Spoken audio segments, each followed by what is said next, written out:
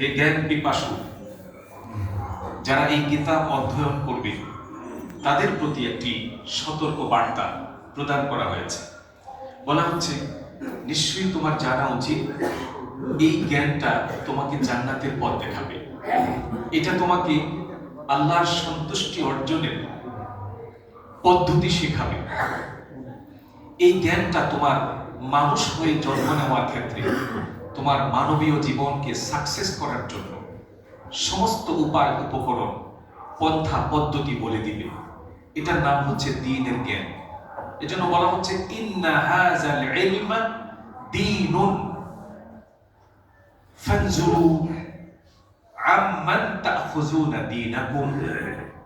বলে এটা নিশ্চয়ই দ্বীনের জ্ঞান।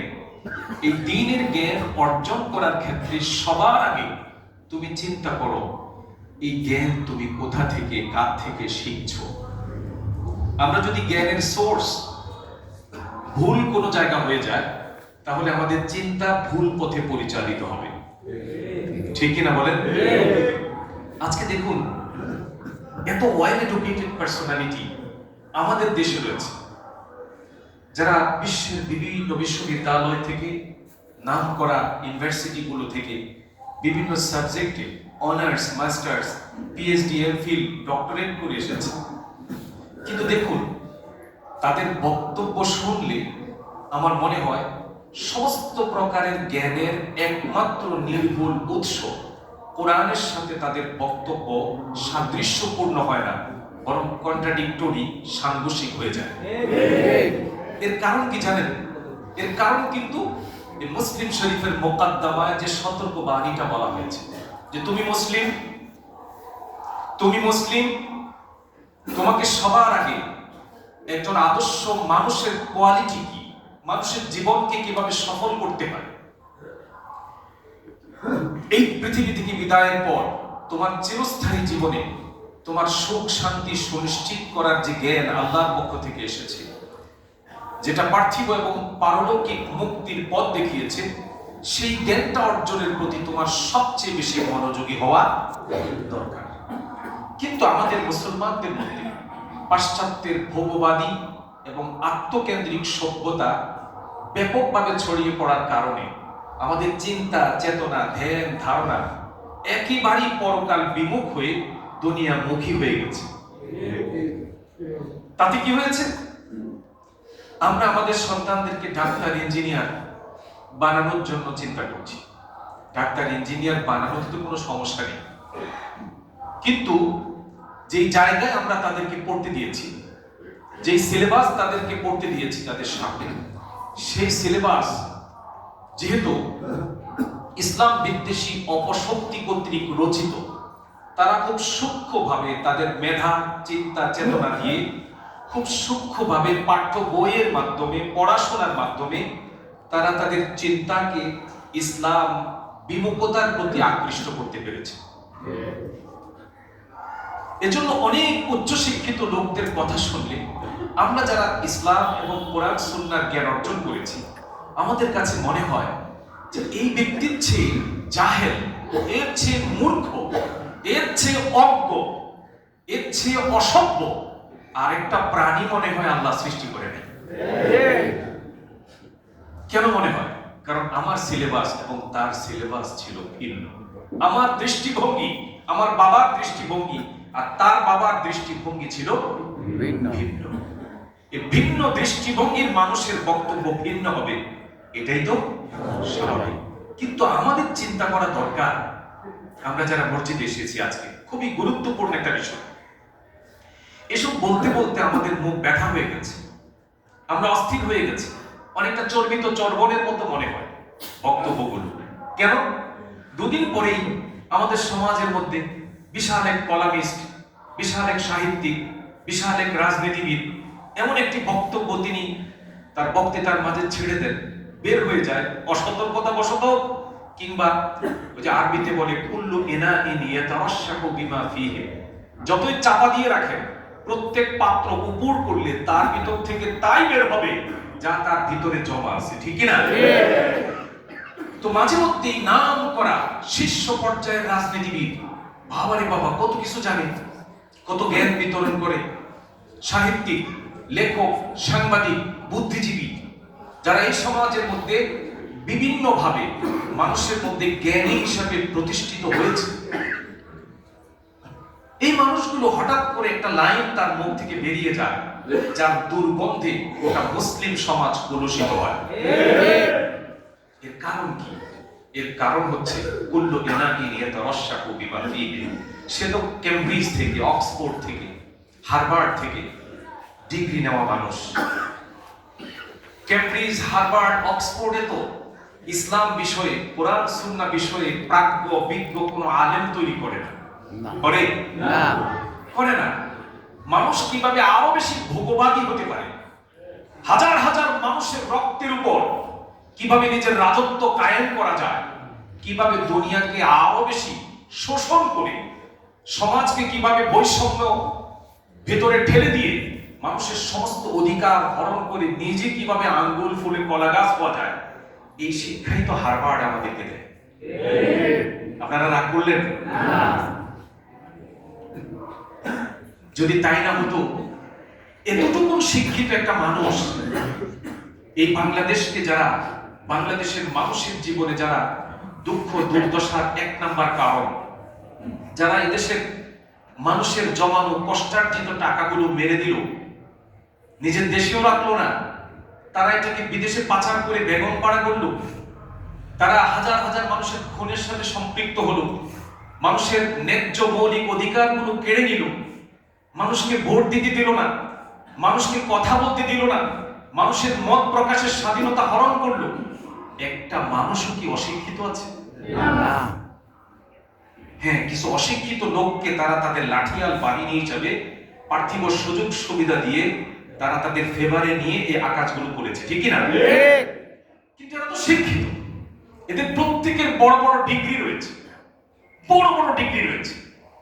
আর রাসূল সাল্লাল্লাহু আলাইহি ওয়াসাল্লাম যখন পৃথিবীতে আসেন, কি সমাজে, কোন পরিবেশে, কিভাবে এসেছেন, সব ইতিহাস তো আপনাদের জানা। ঠিক আমি মনে করি বাংলাদেশে আমরা একটা নব্য জাহিলিয়াতকে ফেস করছিলাম।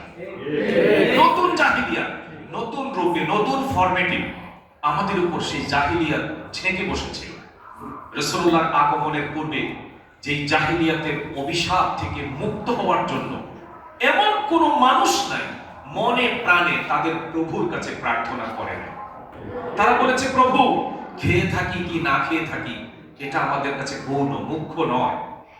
আমাদেরকে শুধু এই শোষণ, এই বঞ্চনা, এই জুলুম, এই অবিচার, এই বৈষম্যের হাত থেকে আমাদেরকে মুক্ত করতে পারে এমন একজন রাহবার আমাদেরকে দান করো। লোকেরা বলেছিল, আল্লাহ রাব্বুল আলামিন বলেন, وَكُنْتُمْ عَلَى شَفَا حُفْرَةٍ مِّنَ النَّارِ فَأَنْقَذَكُم مِّنْهَا। আল্লাহ নিজে বলেন, জাহিলি যুগে ইসলাম আসার পূর্বে পৃথিবীর মানুষের অবস্থা এত শোচনীয়, এত করুণ হয়ে গিয়েছিল, মানুষগুলো ধ্বংসের একেবারে কিনারায়, নদীর ভাঙ্গল কুলের শিকড়বিহীন কলা গাছের মতো তাদের অবস্থা হয়ে গিয়েছিল। নদীর ভাঙ্গল কুলের শিকড়বিহীন কলা গাছ এই আছে তো? এই নাই।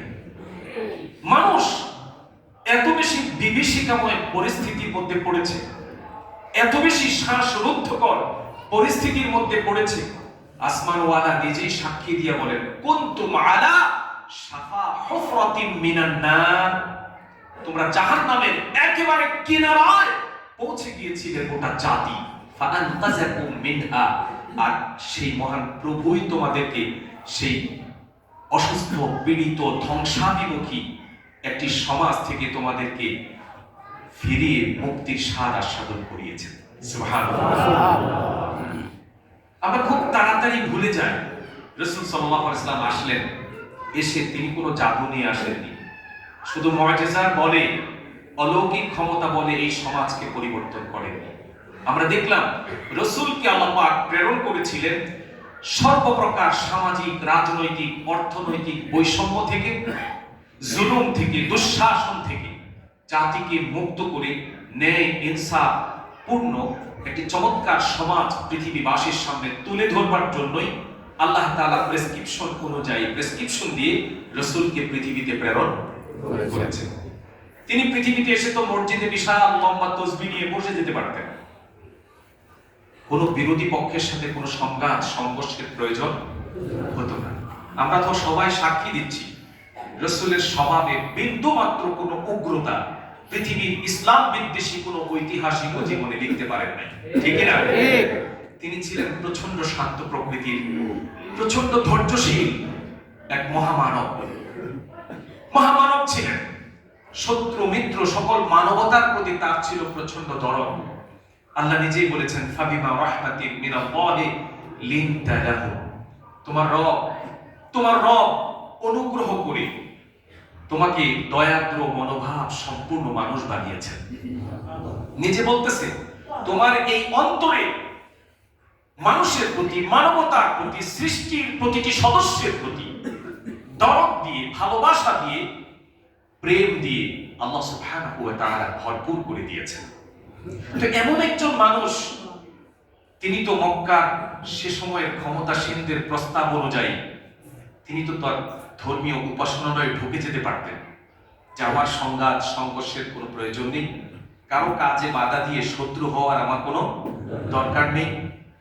তিনি যদি এই নীতি অবলম্বন করতেন, পৃথিবীতে জাহিলিয়াত মুক্ত, বৈষম্য মুক্ত একটি সোনার সমাজ, উদাহরণ দেওয়ার মতো কোন সোনার সমাজ পৃথিবীর মানুষের সামনে মডেল হিসেবে থাকতো না। তিনি নামাজও পড়েছেন, তিনি তার রাজনৈতিক কর্মকাণ্ড পুরো দমে তার অনুগত কর্মীদেরকে নিয়ে তিনি গোটা সমাজকে বদলাবার জন্য তার রাজনৈতিক কর্মকাণ্ডে তিনি ফুল টাইম তিনি ব্যয় করেছেন। আমরা কেন ইতিহাস জানি না? তিনি ছিলেন পৃথিবীর ইতিহাসে সর্বশ্রেষ্ঠ উদাহরণ দেওয়ার মতো একজন শাসক। এবং শুধু তিনি নন, তার সবচেয়ে কাছের যারা, তাকে অনুসরণ করে যারা জান্নাতের দুনিয়ার জীবনেই জান্নাতের সার্টিফিকেট পেয়েছে, সেই আশারায়ে মুবাশশারা সুসংবাদ প্রাপ্ত 10 জন সাহাবী, ঠিক না?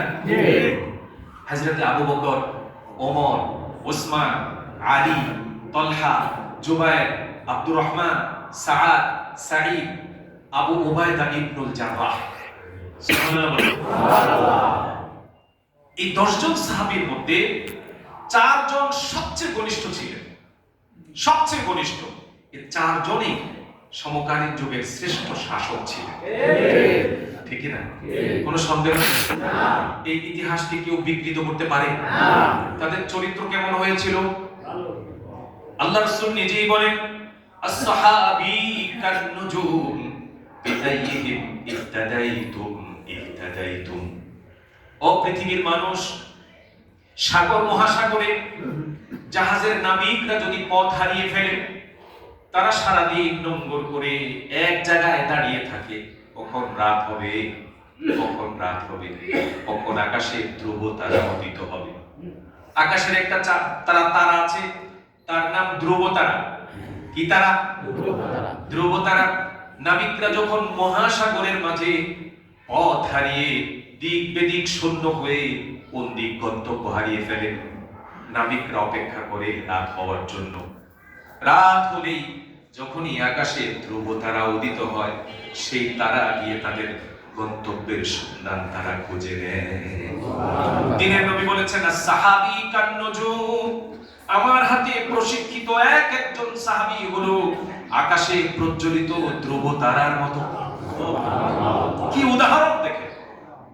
এরা ছিল রিয়েল সুপারস্টার, রিয়েল সুপারস্টার। আর আমাদের সমাজের যুবকদের আইকন যে সমস্ত সুপারস্টার, ওদের জিন্দেগি যত ঘাটবেন ততই দুর্গন্ধ, যতই দুর্গন্ধ। আর এদের নাম দিয়েছে সুপারস্টার। সুপারস্টার, সুপারস্টারের মিনিং কি? তারকা। কিসের তারকা? তাদেরকে যদি কেউ ফলো করে, তার শেষ ঠিকানা হবে জাহান্নাম।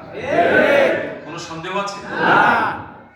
এক একটা অভিনেতা, এক একটা অভিনেত্রী চারিত্রিক অধঃপতন এমন পর্যায়ে গিয়ে পৌঁছেছে, যদি ব্যাখ্যা করা হয়, আমাদের মিডিয়া যদি না থাকতো, এদেরকে যদি আমাদের মিডিয়া যদি তাদেরকে প্রমোট না করতো, আল্লাহর কসম, এদের জিন্দেগি, এদের সংসার যে অশান্তির দাবানল চলছে, এদেশের মানুষ তাদেরকে ইতিহাসের আস্থা করে নিক্ষেপ করত, কিন্তু এদেরকে সাজিয়ে গুজিয়ে আমাদের ডেইলি স্টার, প্রথম আলো সহ বিশাল মিডিয়া তাদেরকে সাজিয়ে গুজিয়ে পচা জিনিসটাকে জাতির সামনে স্টার হিসেবে তুলে ধরে। দিনের নবী বলেছেন, এরকম আর্টিফিশিয়াল কোন সাজগোজ আমার সাহাবীদের প্রয়োজন নেই, আমি তাদেরকে শিক্ষা দিয়েছি উত্তম চরিত্র। আমার সাহাবীরা হলো আকাশে প্রজ্বলিত ধ্রুব তারার মতো। তোমরা যদি জীবন পরিচালনা করতে গিয়ে পথ হারিয়ে ফেলো, যে কোনো একজন সাহাবীর জীবনকে অনুসরণ করবা, তার পদচিহ্ন অনুসরণ করে হাঁটবা, হাঁটতে হাঁটতে দেখবা তোমার শেষ গন্তব্য জান্নাতুল ফেরদাউস। বিআইহিম, রাসূল কি বলছে? বিআইহিম, আমার সমস্ত সাহাবীরাই আকাশের তারকার মতো, রিয়েল সুপারস্টার। তোমরা যদি তাদেরকে ফলো করো, তাহলে তোমাদের শেষ ঠিকানা হয়ে যাবে জান্নাত। সুবহানাল্লাহ, সুবহানাল্লাহ। তো সাহাবীরা রাসূলের কাছে শিখেছেন, রাসূলের কাছে তারা শিখেছেন। সাহাবীদের মুখের কথাগুলো হাদিসের কিতাবগুলোতে বর্ণিত রয়েছে। একটি বক্তব্য নেই যে কোরআন এবং সুন্নাহর সাথে কন্ট্রাডিকশন হয়। আছে না? কেন হয় না? কারণ তার উস্তাদ ছিল রাসূলুল্লাহ সাল্লাল্লাহু আলাইহি ওয়াসাল্লাম এবং তাদের পাঠ্যসূচির কিতাব ছিল কোরআনুল কারীম। কোরআনুল কারীম, হাদিস শরীফ, রাসূলের জিন্দেগি ছিল তাদের একমাত্র পাঠ্যসূচি, কারিকুলাম। আবু বকরের মতো শাসক পৃথিবীতে আর কেউ কোনোদিন কল্পনা করতে পারবে না। ওমরের মতো শাসক কেউ কোনোদিন কল্পনা করতে পারবে না। তারা কোন পলিটিক্যাল ইউনিভার্সিটি থেকে তারা ডিগ্রি নিয়েছিল? তারা মসজিদে নববীতে কোরআন শিখেছে, কোরআন শিখেছে। অথচ দেখুন, বেশিরভাগ মানুষ আমাদের এই দেশে মুসলমান। কি বলবো, আজকে আমাদের কোরআন ওয়ালাদের যুদ্ধ কোনো ইহুদি, খ্রিস্টান, নন মুসলিমের সাথে নয়, হিন্দু, বৌদ্ধ, খ্রিস্টানের সাথে নয়। আমাদের সাথে আমাদের যুদ্ধ হচ্ছে মুখোশধারী তথাকথিত কিছু মুসলমানের সাথে। তারাই নতুন নতুন কিছু কথা বলে, তাদের বক্তব্য থেকে চরম দুর্গন্ধ বের হয়, যা কোরআনের সাথে একটা সাংঘর্ষিক অবস্থা তৈরি করে এদেশের মানুষকে তারা দারুণভাবে বিভ্রান্ত করে ফেলে যে আমরা কোন দিকে যাব, আমাদের নেতার কথা শুনবো না কোরআনের কথা শুনবো। আমরা যদি নেতার কথা শুনি তাহলে কোরআন থাকে না, আর কোরআনের কথা শুনলে নেতার অস্তিত্ব থাকে না। ঠিক না? এখন সিদ্ধান্ত আপনাদেরকে নিতে হবে। আপনারা কি করবেন, কোথায় যাবেন, কোন দিকে যাবেন, এই সিদ্ধান্ত নেওয়ার এখনই উপযুক্ত সময়। ধর্মীয় বিষয়ে আমাদের বড় বড় নেতাদের জ্ঞানের গভীরতা কত বেশি, তার উদাহরণ হিসেবে একটি উদাহরণ দিতে চাই। মুসলমানদের সবচেয়ে বড় ধর্মীয় উৎসবের নাম কি? আপনারাও জানেন না? না, মুসলমানদের ধর্মীয় উৎসব দুইটা, একটা ঈদুল ফিতর আর একটা ঈদুল আযহা। তার মধ্যে সর্ববৃহৎ ধর্মীয় উৎসবের নাম হচ্ছে ঈদুল ফিতর। এই ঈদুল ফিতর দুদিন পর ঈদ মার্টগুলো প্রস্তুত, সমস্ত ঈদ মার্টগুলো প্রস্তুত। যেহেতু মুসলমানের দেশ, সেই হিসাবে বাধ্য হয়ে হলেও বছরে একদিন নামাজ পড়তে হবে। এজন্য ঈদ মার্টগুলো বিভিন্ন সুন্দর করে রাষ্ট্রীয় বাহিনীরাও সাজায়, জাতীয় ঈদগাহ নামাজীদের জন্য প্রস্তুত। মন্ত্রী মহোদয় আসলেন, ঈদের মাঠ ভিজিট করলেন। সাংবাদিকরা জিজ্ঞেস করলো, কেমন দেখলেন প্রস্তুতি? তিনি বলছেন, সব প্রস্তুতি শেষ, আগামীকাল যথাসময়ে পবিত্র ঈদ উল ফিতরের নামাজের জানাজা অনুষ্ঠিত হবে। কার জানাজা? কথা বলেন না, কার জানাজা? পাশ থেকে, ডান বাম থেকে যারা দাঁড়িয়ে আছে তাদের মধ্যে একটা খটকা লাগলো, নেতা কয় কি, নেতা কি কয়? টিপাটিপি করলো অনেকে, কিন্তু যতই টিপো কইছি ঈদ উল ফিতরের নামাজের জানাজা হবেই হবে। ধর্মীয় বিষয়ে এত বড় ব্যক্তিত্বের জ্ঞানের গভীরতা, এটা পুরা মুসলিম মিল্লাতের জন্য, 18 কোটি মুসলমানের জন্য প্রচন্ড রকমের লজ্জা। ঠিক না? প্রচন্ড রকম লজ্জা, বিব্রত হওয়ার। এই মিডিয়ায় যেহেতু মন্ত্রীর বক্তব্য, প্রেস এটাকে প্রকাশ করেছে, গোটা পৃথিবীর সমস্ত মুসলিম উম্মার কাছে এই বক্তব্য চলে গেছে। তারা বুঝতে পেরেছে যে বাংলাদেশের তথাকথিত ধর্মপ্রাণ মানুষরা কি পরিমাণ ধর্মীয় ব্যাপারে সজাগ, যে তাদের ঘাড়ের উপরে স্টিয়ারিং এ বসে আছে এমন এক অপদার্থ যিনি ঈদ উল ফিতরের নামাজের জানাজা পড়ার জন্য প্রস্তুতি নিয়ে বসে আছে। আর কত আন্তর্জাতিক পরিমণ্ডলে আমাদেরকে ছোট করবেন, আর কত ছোট করবেন, যাদের ইসলাম সম্পর্কে ন্যূনতম কোনো আইডিয়া নাই, যারা কোরআনের তিলাওয়াত জানে না, যারা কোরআনের তাফসীর জানে না, যারা ইসলাম রাসূল সম্পর্কে ইতিহাস সম্পর্কে ন্যূনতম কোনো জ্ঞান নেই। আমি বিশ্বাস করি কোন মুসলমানের নেতৃত্ব দেওয়ার নৈতিক অধিকার তাদের নাই। ঠিক না? কোন মুসলমানের নেতৃত্ব দেওয়ার নৈতিক অধিকার তাদের নাই। যদি মুসলমানের নেতা হতে হয়, বয়স্কদের কোরআন শিক্ষার ক্লাসে ভর্তি হও। ক্যামব্রিজ থেকে, অক্সফোর্ড থেকে, হার্ভার্ড থেকে ডিগ্রি নিয়ে এসেছো, অসুবিধা নেই, সমস্যা নেই। তুমি নেতা হতে পারবে না কোনোদিন, এই কথা আমরা বলি না। তবে মুসলমানের নেতৃত্ব দেওয়ার জন্য অন্তত ইসলাম সম্পর্কে ন্যূনতম আইডিয়া অর্জন করা তাদের জন্য ফরজ। আর আমাদের উচিত এই জাতীয় কুলাঙ্গার টাইপের লোকদেরকে, যারা কোরআন সম্পর্কে তিলাওয়াতে জানে না, আরো দুর্ভাগ্য কি জানেন, তারা মিডিয়ার সামনে চ্যালেঞ্জ ছুড়ে দেয়, ইসলামিক স্কলারদেরকে চ্যালেঞ্জ করে যে আসেন কে বসবেন আমার সাথে। কোন এমবিবিএস ডাক্তারকে, কোন এফসিপিএস, এফআরসিএস করা কোন ডাক্তারকে চ্যালেঞ্জ দিয়ে মলম বিক্রি করতে দেখছেন আপনারা? চ্যালেঞ্জটা এই হাঁটুতে থাপ্পড় দিয়ে কে দেয়? কথা বলেন না কেন? কে দেয়? এই আমাদের দেশের ওই রাজনীতিবিদদের মাঝে আর রাস্তার ফুটপাতে মলম বিক্রেতার মাঝে বিন্দু মাত্র কোনো পার্থক্য নাই। এরা ইসলামিক স্কলারদেরকে চ্যালেঞ্জ করে, আরে বেটা 12 বছর 15 বছর তো কোরআনের মধ্যেই ডুব দিয়ে আছে। আমাদের জগৎ, পশুরা বনের সুন্দর, শিশুরা মাতৃ পড়ে কি নিয়ে পড়াশোনা করেছি।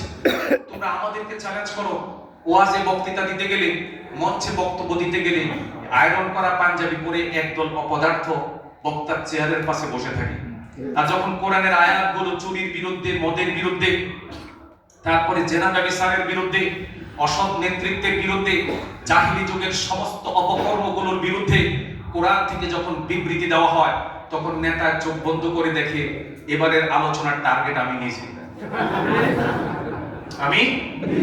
নিজে।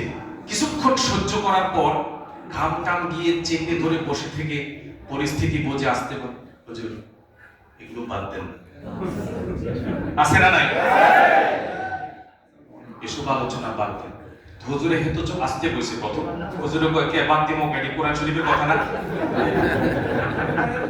এগুলি কোরআন শরীফের কথা না, এগুলো বাদ দিব কেন? এগুলোর আলোচনা হওয়ার দরকার নাই। তাইলে কি তুমি কিতাবে কিছু অংশ বিশ্বাস করো আর কিছু অংশকে ছেড়ে দিতে বলো? কোরআন এই ব্যাপারে তোমার মতো ব্যক্তির ব্যাপারে কোরআন 1450 বছর আগে এই ঘোষণা দিয়েছে, আফাতুমিনুনা বিবাদিল কিতাব ওয়া তাকফুরুনা বিবাদ ফামা জাযাউ মান ইয়াফআলু যালিকা মিনকুম ইল্লা খিজিয়ুন ফিল হায়াতিদ দুনিয়া ওয়া ইয়াওমাল কিয়ামাতি ইউরাদ্দুনা ইলা আশাদ্দিল আযাব ওয়া মাল্লাহু বিগাফিলিন আম্মা তা'মালুন। আল্লাহু আকবার। তোরে কে বলছে মাহফিলে যেতে? বেটা তোরে কে দাওয়াত দিছে? তুই রাজনৈতিক ব্যক্তিত্ব, রাজনীতি করস, মানুষকে বোকা বানিয়ে ধোঁকা দিয়ে খা। তো কোরআনের মঞ্চে তোরে কে ইনভাইট করেছে? কোরআনের মঞ্চে ইনভাইট করলেও তো তোর মঞ্চে ওঠা উচিত হয় নাই, কারণ তুই তো জানাস তুই কে। কোরআন সুন্নাহ সম্পর্কে তোর ন্যূনতম কোনো অভিজ্ঞতা নাই। বক্তা যখন বলল এগুলো চলবে, পরে আবার বলে কোরআন হাদিস থেকে কথা কম, কোরআন হাদিস থেকে।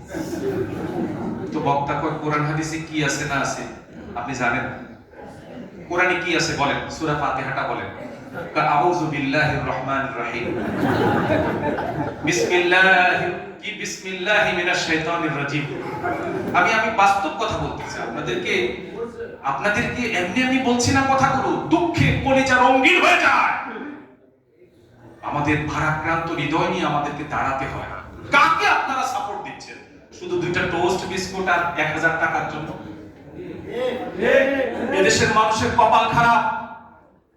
রাস্তায় দেহ ব্যবসা করে সাজুগুজু করে বিভিন্ন হোটেলে সময় দেয়, এই সমস্ত মেয়েগুলোকে পর্যন্ত আমাদের আইন প্রণেতা পার্লামেন্টারিয়ান বানানো হয়েছে।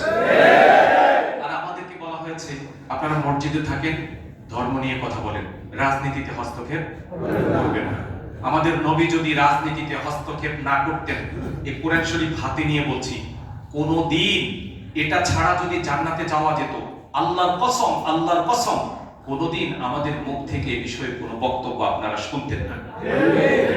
রাসূল পৃথিবীতে এসেছে মানুষের কান্না, মানুষের দোয়া, মানুষের আহাজারির জবাবে রাসূল পৃথিবীতে এসেছে।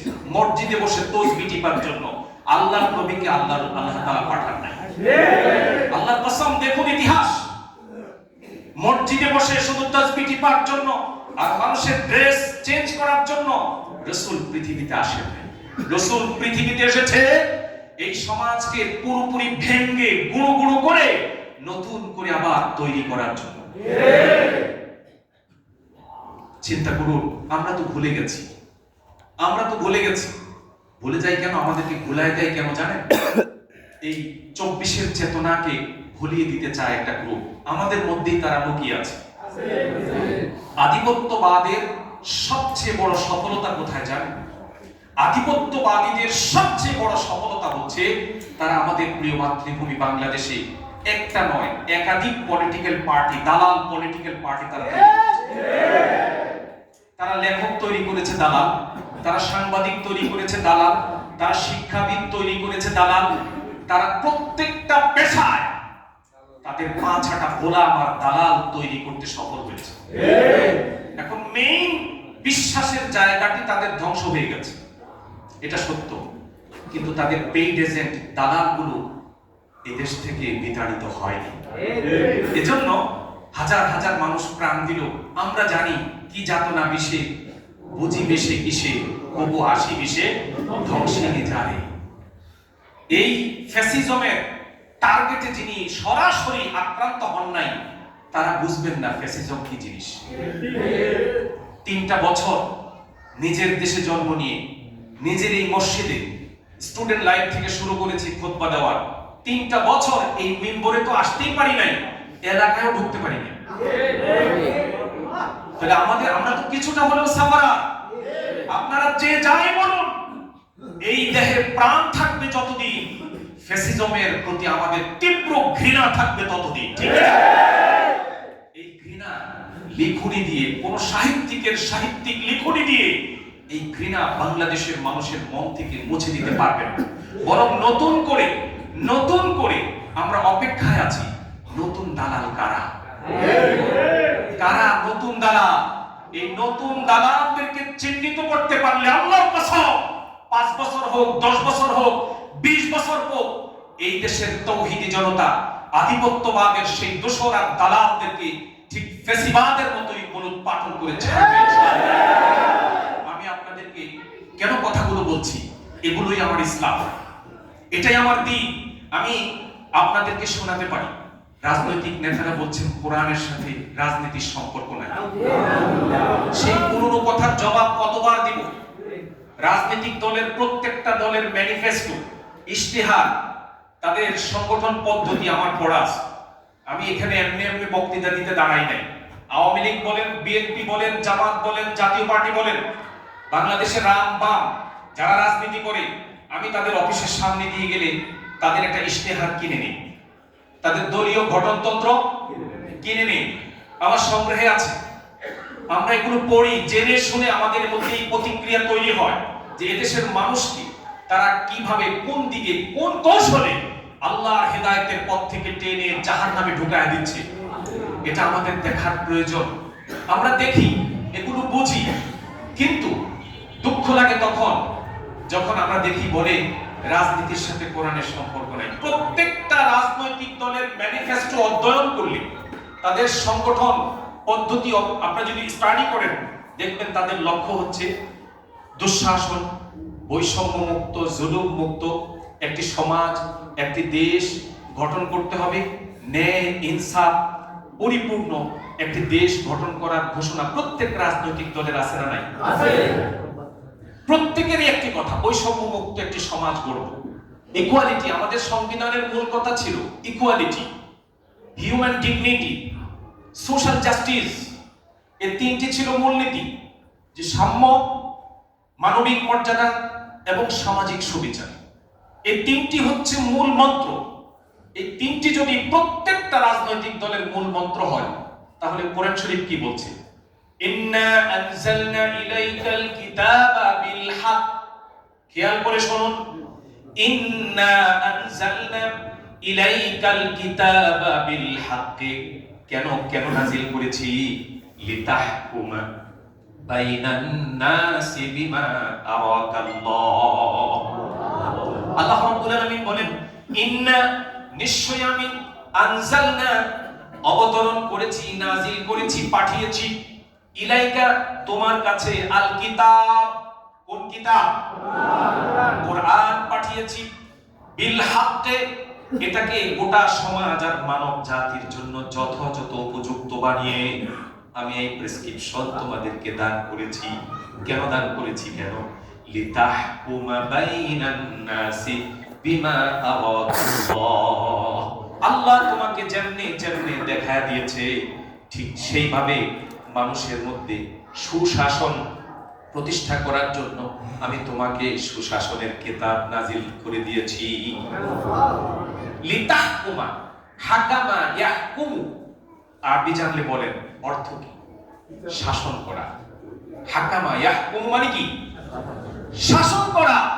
লিতাহকুমা, যাতে করে তুমি সুশাসন প্রতিষ্ঠা করতে পারো। কার মাঝে? বাইনান নাস। এখানে বলা হচ্ছে বাইনাল মুমিনিন। বলা হচ্ছে একটা দেশের মধ্যে হিন্দু থাকবে, বৌদ্ধ থাকবে, খ্রিস্টান থাকবে, মুসলিম, নন মুসলিম সব থাকবে। এজন্য আল্লাহ শব্দ চয়নে কত সতর্ক দেখুন। আল্লাহ বলছে লিতাহকুমা বাইনান নাস, মানুষের মাঝে সুশাসন প্রতিষ্ঠার জন্যই আমি কেবলমাত্র একমাত্র কোরআন নাযিল করেছি। এটা কার কথা? কার কথা?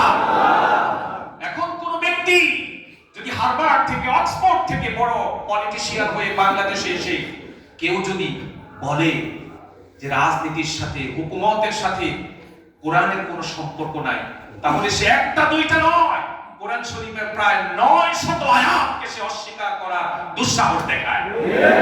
কয়শো আয়াত? 900 আয়াত। কোরআন শরীফের একটা আয়াত অস্বীকার করলে তো ঈমান থাকে না। আমরা কাদিয়ানীদের ব্যাপারে খুব ঐক্যমত। কাদিয়ানীরা অমুসলিম, কাদিয়ানীরা কেন? দোষটা কি? আন্দাজে কথা বলি না। আমি এটা যাচাই করার জন্য বকশীবাজার গিয়েছিলাম। কোন বাজার? বকশীবাজার। কাদিয়ানীদের হেড অফিস বকশীবাজার, ঢাকা আলিয়ার অপোজিট সাইডে বকশীবাজার। একটা মসজিদের মতো আছে। এটা অলওয়েজ 24 আওয়ার্স এটা ক্লোজ থাকে, ডোর ক্লোজ থাকে, ওপেন না।